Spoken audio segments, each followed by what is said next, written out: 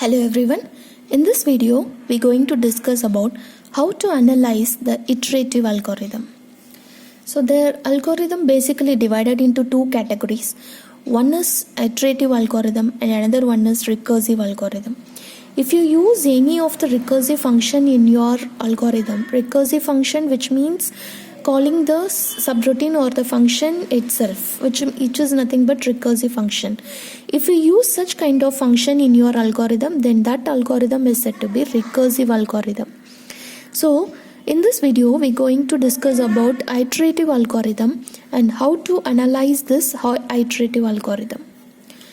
So before going to the analysis phase, when we talk about the algorithm, so in the study of algorithm, so there are actually four major areas we need to focus.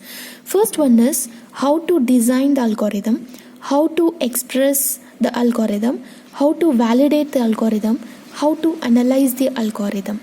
And after getting the efficiency of algorithm, we can proceed with the program, and then how to test the program. So these are all the different phases that we should come across when we are studying about the algorithm. So first one, how to design the algorithm. So based on some of the criterias and some of the characteristics or properties, we should frame the algorithm. And so each and every algorithm whatever you are creating, so that should satisfy all the criteria. So in the previous videos we just discussed about the criteria that should any of the algorithm must satisfy.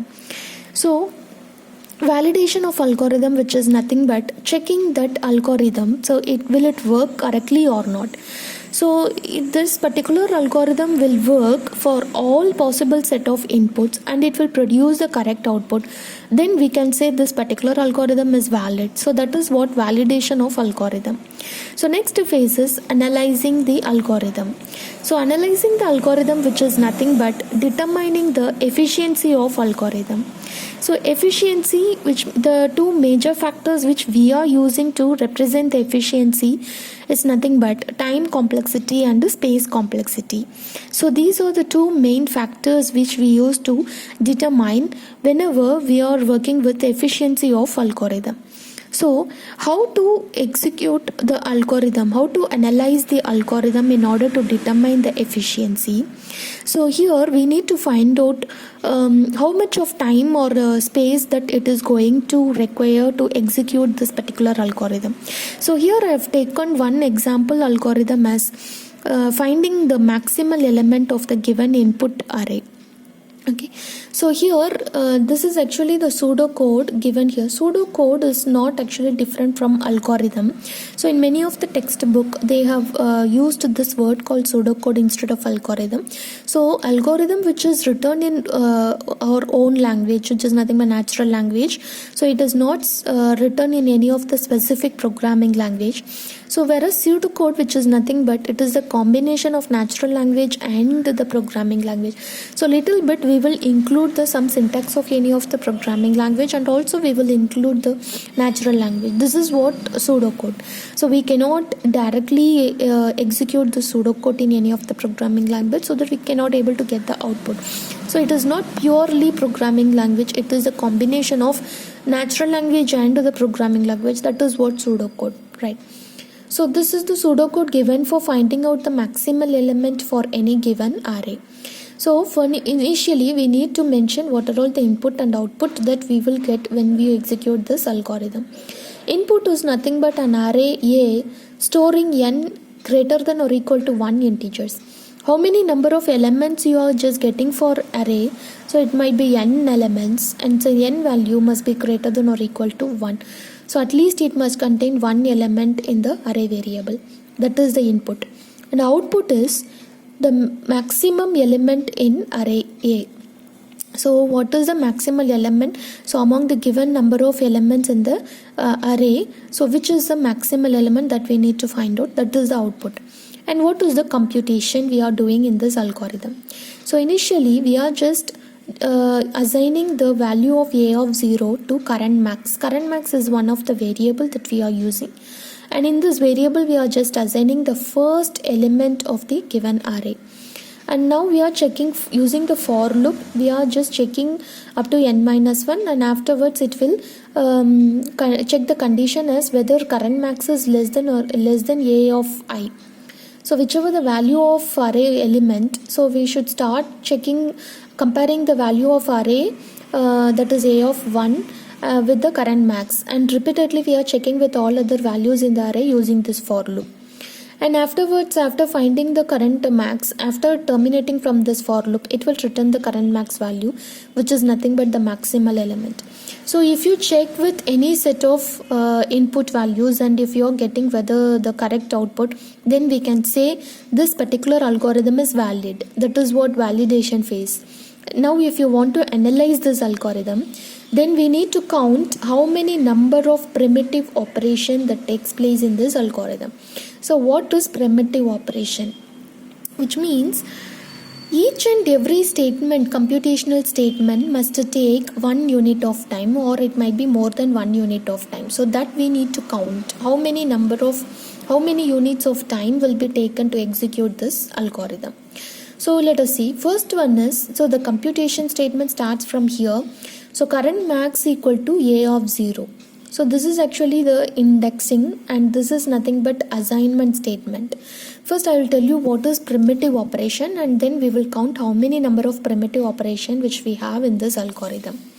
So primitive operation, which is nothing but assigning a value to a variable, calling a method, performing arithmetic operations, comparing two numbers, indexing into an array, following an object reference, returning from a method.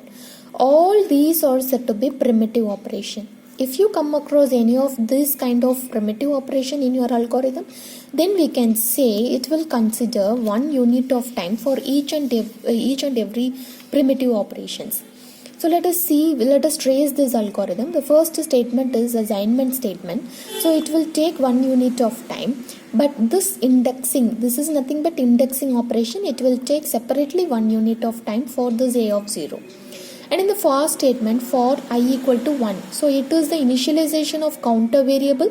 It takes 1 unit of time for this initialization, and condition checking here, it will check how many times this comparison operation will be done, which is nothing but n.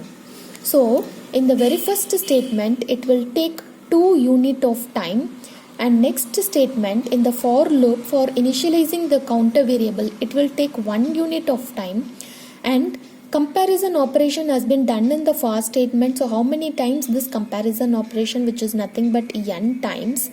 And next one, how many times this particular loop will be executed. So what are all the primitive operation was there. So here, if current max is less than a of I, which is nothing but a comparison operation, so 1 unit of time will be taken for this primitive operation. So next one is assigning a of I to current max. So assigning is said to be one primitive operation, and indexing, a of I is indexing array variable, which is said to be another one primitive operation. So totally 2 unit of time will be taken for this particular statement. So, and again for the next iteration, I value will be incremented. So which is nothing but incrementation operation has been done. That is considered as a one primitive operation. So totally 4 primitive operation is there. So 4 unit of time will be taken for each iteration. For a single iteration, so it needs 4 unit of time. So how many times this loop will be executed? It will execute n minus 1 times. So 4 into n minus 1 primitive operations are there, right? Plus at last we have one statement, that is return statement. It will return the current max value. So whatever the final value of this variable, this will be written wherever you called this function, this subroutine. So here it will take 1 unit of time finally. So this is actually considered for best case. So what is best case? In the given input of array list, so if you find the maximal element in the first element itself, if you find the maximal element, then that will be considered as the best case. So these are all the number of primitive operation that has been done, and these are all the unit of time will be taken for executing this algorithm in best case analysis. So what is the value you are getting? 4 plus n plus 4 into n minus 1. which is 4 plus n plus 4n minus 4. So which is nothing but 5n. This is for best case analysis. Okay, but whenever you are executing or we are analyzing the algorithm, we need to concentrate on worst case analysis. Because if you are finding the maximal element as a last element in the given array, then that could be the worst case analysis. So how much of primitive operations will be there and how many unit of time will be taken for worst case analysis? Let us see. So first, initially we have the statement. So same set of primitive operations are there, that is 2 unit of time will be taken for the first statement, and for the next for statement, for initialization purpose we need 1 unit of time, and the comparison operation will be done for n times. And next one, execution of this looping is nothing but n minus 1 times, but for each iteration, so how many primitive operation we can say? At the maximum we can say 7 number of primitive operation, because we can expect this assigning this current max variable and checking this comparison operation may be done more than 2 times or 3 times. So we can expect, because we are getting the maximal element only at the last element of the array. So we can say 7 number of, in addition to this 4, we will include some more 3 primitive, or 3 times this particular changes will be done for this current max. So we can say 7 at the maximum into n minus 1 plus again 1 is for this returning statement.